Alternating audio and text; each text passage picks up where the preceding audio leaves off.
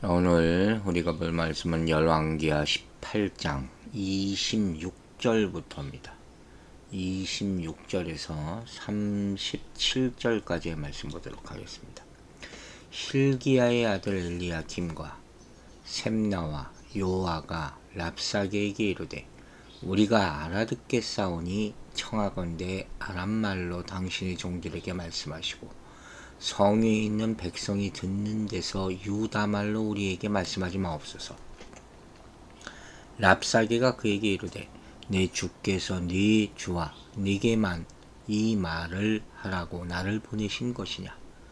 성에 앉은 사람들도 너희와 함께 자기의 대변을 먹게 하고 자기의 소변을 마시게 하신 것이 아니냐 하고, 랍사게가 드디어 일어서서 유다말로 크게 소리질러 불러 이르되 너희는 대왕 아수르 왕의 말을 들으라.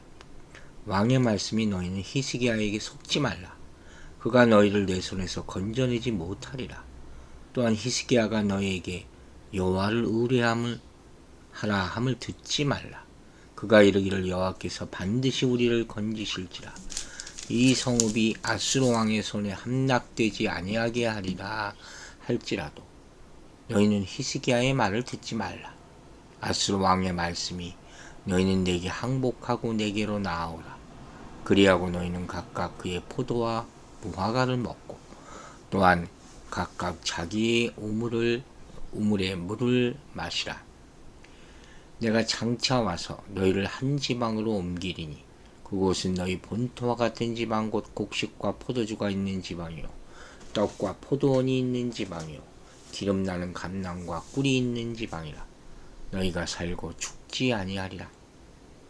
히스기야가 너희를 설득하여 이르기를 여호와께서 우리를 건지시리라 하여도 히스기야에게 듣지 말라. 민족의 신들 중에 어느 한 신이 그의 땅을 아수르 왕의 손에서 건진 자가 있느냐. 하맛과 아르밧의 신들이 어디 있으며 스발와임과 헤나와 아와의 신들이 어디 있느냐. 그들이 사마리아를 내 손에서 건졌느냐. 민족의 모든 신들 중에 누가 그의 땅을 내 손에서 건졌기에 여호와가 예루살렘을 내 손에서 건지겠느냐 하셨느니라. 그러나 백성이 잠잠하고 한마디도 그에 대답하지 아니하니 이는 왕이 명령하여 대답하지 말라 하였습니다. 이에 hil기야의 아들로서 왕궁의 책임자인 엘리야김과 서기관 셈나와 아삽의 아들 사관 요아가 옷을 찢고 히스기야에게 나아가서 랍사게의 말을 전하니라. 아멘. 자, 여기 오늘 26절부터 나오는 말을 보면 이 유다 백성들을 자꾸 회유하는 것이죠. 26절은 뭐라 그랬어요? 우리가 알아듣겠사오니 청하건대 아람말로 당신의 종들의 말씀하시고 유다말로 말씀하지 마옵소서. 이게 무슨 소리냐면 아람어가 당시에 국제적인 외교 언어였어요. 예수님도 아람어를 쓰시잖아요. 페르시아 시대에는 페르시아 제국의 공식어가 됐다 하는 것이죠. 유다 대신들이 이 랍사게에게 백성이 알아듣지 못하도록 외교 용어인 아람어로 말해주기를 지금 요청하고 있는 거예요. 자기들만 알아들으려고. 그런데 랍사게는 거절을 합니다. 사실 랍사게가 노리는 것은 뭐냐? 예루살렘 사람들이 그의 말을 듣고 아수르 군대에 대한 항쟁을 포기하기를 원했던 거예요. 여기 나오는 이 자기의 대변을 먹게 하고 자기의 소변을 마시게 하신 것이라는 표현은 아수르 군대가 장기간 예루살렘을 포위하게 되면 성 안에서 굶주림과 갈증으로 몸부림치게 되는, 그래서 자기 소변 대변을 먹어야 하는 그런 처참한 그런 모습을 암시하는 그런 표현이라고 볼 수가 있죠. 결국 랍사게는 이제 본색을 드러내고 히스기야 왕이나 신하들을 향해서가 아니라 예루살렘 백성들을 향해서 유다 말로 소리를 지릅니다. 그는 자신이 하는 말이 자신의 말이 아니라 아수르 왕의 말이라는 사실을 먼저 말하죠. 아수르 왕 말의 핵심은 뭐예요? 여호와께서 아수르 왕의 손에서 예루살렘을 건지실 것이라고 말하는 히스기야의 말을 듣지 말라 하는 거예요. 분열시키는 거죠. 이 말은 계속됩니다. 랍사게는 또한 히스기야에게 속지 말라고도 막 29절에서 말해요. 지금 랍사게가 여호와 하나님과 히스기야를 다 조롱하고 있는 그런 모습을 보여주는 것이죠. 그러니까 랍사게의 목적은 유다의 공식적인 항복 그 정도가 아니에요. 유다를 완전히 와해시키기 위해서 히스기야에 대한 백성들의 믿음을 흔들어서 두려움에 빠뜨리고자 한 거죠. 여러분 이거 보세요. 우리가 세상에서 바른 신앙으로 살아가고자 할 때에도 세상은 집요하게 위협의 목소리를 높이고 있어요. 그렇지 않아요? 이런 위협과 위기 앞에서 신앙이 흔들리지 않으려면 세상을 두려워하지 않아야 되고 더욱 하나님을 경외하고 그분의 신실하심을 의지해야 할 것입니다. 우리 신앙이 약해지면 문제가 더 커 보이는 거예요. 그렇죠? 문제 앞에서 당황하지 말라 그랬잖아요. 문제에 매여 있지 말고. 지금 혹시 여러분에게 다가오는 현실적인 문제, 큰 문제가 무엇인지 한번 생각해 보세요. 세상은 이런 문제들을 우리 앞에 쭉 나열해서 우리가 믿음 가운데 바르게 거하지 못하도록 방해해요. 계속해서. 또 믿음과 현실 사이에 생기는 갈등, 이거 있잖아요. 그때 먼저 하나님의 관점에서 문제를 보려고 해야 돼요. 그렇지 않으면 결국 문제에 먼저 걸려넘어진다 하는 것이죠. 그래서 하나님과의 교제를 가장 먼저 하라 이 말을 하는 거예요.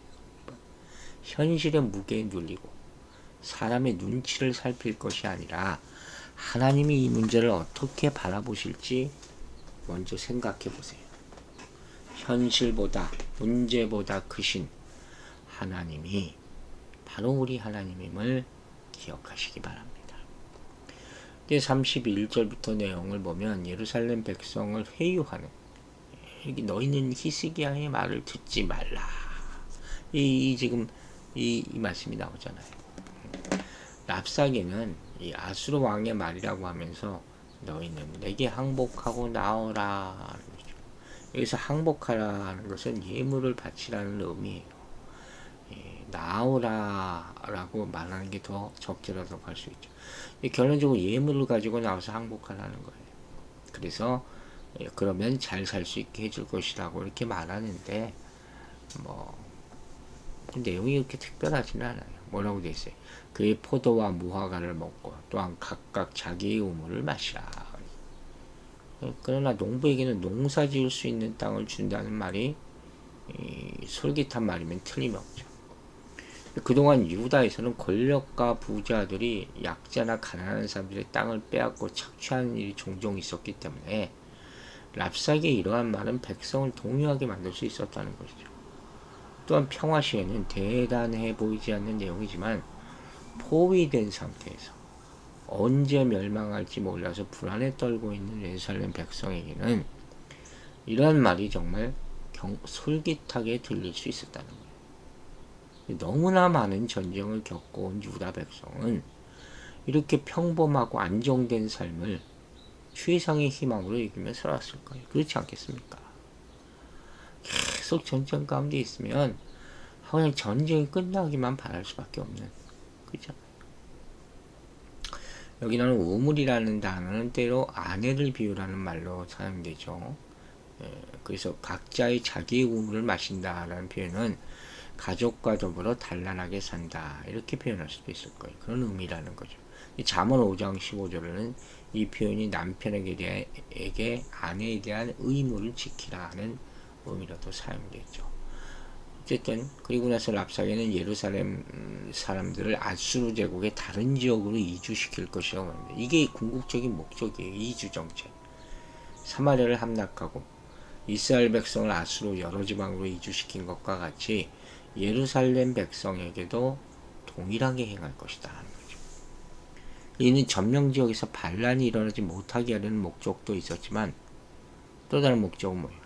노동력이 필요한 개척지나 새로 건설된 니느웨 성에 더 많은 주민을 거하게 하려는 그런 목적이 있었다는 거죠. 그러니까 아수르의 이주 정책은 소수 민족에게 고국을 떠나라는 아픔도 안겨줬지만 때로는 보다 나은 생활을 할 수 있는 기회도 준 거죠. 근데 어떻게 생각하느냐 나름이겠죠. 어떻게 살아가느냐 나름이고. 그리고 33절부터 이제 랍사게가 민족의 신들에 대한 아수르의 말을 전하기 시작합니다. 아수르 왕 사나입이 먼저 아수르의 강한 군사력을 자랑합니다. 거기 동요시키게 하는 거예요. 그러면서 어떤 신도 그 민족을 자신의 손에서 건지지 못한다. 근데 중요한 건 이런 말이에요. 여호와가 예루살렘을 내 손에서 건지겠느냐. 이게 아주 포인트겠죠. 그들이 자랑하는 거. 여호와 하나님의 능력을 경멸하는 그런 말을 아주 거침없이 내뱉고 있는 거죠. 다른 나라를 점령할 때 그 어떤 신도 그 민족을 아수르의 군대의 공격에서 지켜주지 못했다. 이런 선언까지 합니다. 산헤립 이전의 아수르 왕들, 디글랏 빌레셀, 사르곤 등은 하맛과 아르밧, 스발와임, 헤나, 또 아와 및 사마리아 등을 점령했고 그들의 신상을 탈취했잖아요. 당시에는 신상을 탈취하는 것이 신들을 제압하고 무력하게 만드는 것으로 여겼다는 거죠. 끝까지 신상이 무슨 의미가 있습니까? 움직이지도 못하고 말하지도 못하는 게 무사합니다. 자, 이처럼 유다 백성들은 자신들을 유혹하고 회유하는 랍사게의 외침을 들어야 했다는 거예요.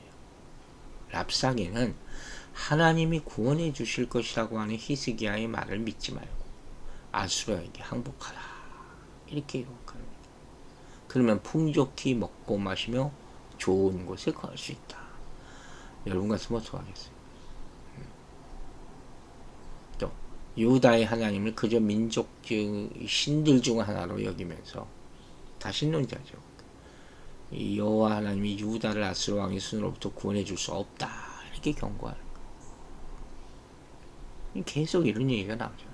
세상은 성도들이 올바른 신앙생활을 하지 못하도록 유혹하고 회유하는 그런 방식으로 계속 방해한다는 거예요. 이런 유혹과 회유를 물리쳐야 해요. 더욱더 하나님의 앞으로 나아가셔야 된다는 것이죠. 신앙생활을 방해하기 위해 사탄이 오랫동안 써온 전략이 바로 유혹과 위혹 아닙니까? 위협과 유혹. 두려움을 우리에게 만들어내고 유혹에 빠지게 하는 거예요. 그런데 오늘날 보면 이 위협보다는 오히려 행복, 풍족 이런 것을 앞세워서 회유하죠. 그래서 신앙이 흔들리는 경우가 더 많죠. 소위 말하는 햇볕 정치. 뭐든지 약한 면이 있다는 거예요. 그래서 이렇게 세상이 내미는 유혹의 손길을 이기기 위해서는 이 수동적인 자세로는 안 돼요. 결국 당해요. 주님을 더 갈망하는 적극적인 태도, 그리고 복음을 선포하는 적극적인 자세, 하나님이 기뻐하시는 일, 무엇을 찾을 수 있을까, 이걸 생각하고 살아야 된다는 것입니다. 36절을 보면 랍사게가 성 밖에서 소리쳤지만 예루살렘은 아무 반응을 보이지 않았다. 자, 이게 중요한 말이 나와요. 왜냐하면 이러한 심리전을 예상하고 히스기야가 백성에게 절대 대답하지 말라고 명령을 내렸기 때문입니다. 여러분, 잠잠하고 대답하지 않는 것이 가장 위력을 발휘하는 대응 방법일 수 있어요. 같이 말을 섞지 말라는 거예요. 괜히 그 꼬임에 휩쓸릴 수 있어요. 말싸움하게 된다는 거예요. 말이라는 것처럼 어려운 게 없잖아요. 하기도 어렵고 하지 않기도 힘든 것이 말이에요. 그죠? 특히 하지 말아야 할 때 잘못 튀어나와서 타인에게 상처를 주며 스스로를 욕되게 만들 때가 얼마나 많습니까? 그럼 언제 그런지 아세요? 내가 아는 체 하고 싶을 때, 뭘 좀 아는 체 하고 싶을 때, 그게 진실인지도 모르면서. 그래서 실수하는 사람들이 얼마나 많아요. 야고보서 사도가 야고보서 3장 8절에서 오죽하면 뭐라 그랬어요? 잘못된 말을 하는 혀는 길들일 수가 없어. 쉬지 않는 약이요 죽이는 독이 가득한 것이다. 독이라고 해요. 독. 우리 혀가 그런 거예요. 입 다물고 있으라는 거예요.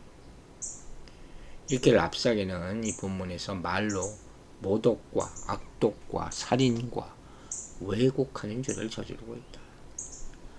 이런 말에 응수하는 것이 결코 진리를 발견하는 토론이 될 수 없고 단지 악을 악으로 받아치다가 더 큰 혼란으로 몰고 가는 우매함이 될 뿐이다 하는 것이죠. 마태복음 7장 1절에서 예수님 뭐라고 하셨어요? 개나 돼지에게 진주를 던져주는 것은 자에나 마찬가지라고 했어요. 예수님도 이런 상황에서 침묵하셨다는 거예요. 여러분, 침묵이 금이다. 분명히 그럴 때가 있습니다. 대부분이 그렇습니다. 명심하시기 바랍니다. 사랑하는 여러분, 세상의 미혹과 해오가 깊어져도 두려워하지 않으며 묵묵히 하나님을 신뢰하고 그분의 명령을 따르시기 바랍니다. 하나님만을 믿는다면 세상의 어떤 위기 앞에서도 흔들리지 않고 하나님을 따르며 살아갈 수 있는 거예요. 우리 신앙생활은 항상 능동적이며 실천적이어야 돼요. 그렇더라도 때로는 현실적으로 아무것도 할 수 없는 상황에 직면할 수도 있잖아요. 이때 우리가 취할 수 있는 가장 능동적인 태도는 뭡니까? 바로 묵묵히 하나님을 신뢰하는 것뿐이에요. 화려한 외양보다 오직한 믿음으로 하나님만 바라보기를 주 이름으로 축원합니다. 기도하겠습니다. 아버지 하나님 감사합니다. 오늘 이 아침에도 주님과 함께 또 시작을 합니다. 우리가 세상에서 오늘 하루 바른 신앙으로 살아갈 수 있도록 세상의 위협과 또 유혹을 이겨낼 수 있도록 도와주시옵소서. 문제를 당할 때 문제에 매이지 않도록 그 시선을 하나님께 돌릴 수 있는 분별력과 믿음을 허락하여 주시옵소서. 신앙생활을 방해하기 위한 수많은 유혹들, 그것을 이기기 위해서는 더 적극적인 믿음이 필요하다고 하셨습니다. 우리가 사단의 공격에는 입을 다물고 함부로 다투지 말게 하여 주시고 세상에서 복음을 선포할 때는 담대함으로 증거하는 하루가 되게 하여 주시옵소서. 성령님께서 우리 신앙의 삶을 돌봐주시기를 간절히 기도하며 예수 그리스도의 이름으로 기도했습니다.